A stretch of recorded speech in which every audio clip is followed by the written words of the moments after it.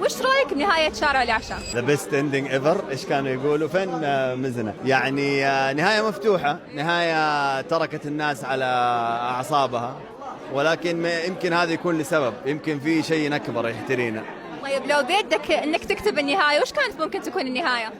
مو بيدي، أنا مو كاتب وما أكتب لا، صراحة. لو بيدك الموضوع وش كان خاطرك يكون النهاية؟ أخلي المسلسل ينتهي وتطلع الأسماء في نهاية الحلقة الأخيرة، وبعدين أطلع سعد.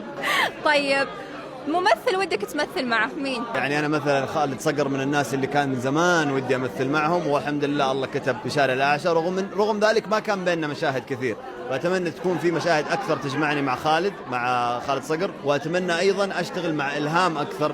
إلهام إنسانة مبدعة، حقا في ممثلين كلهم ممثلين شارع الأعشى ناس يعني اشتغلوا على أنفسهم ومجتهدين، فنتمنى تجمعنا أعمال أكثر. طيب لو بتنتج فيلم أو مسلسل وش راح تكون قصته؟ والله على حسب وش القصة وش يعني كوميدي دراما، لو ودك. يعني أنا أحب الخيال العلمي، أحب الغموض، الجريمة.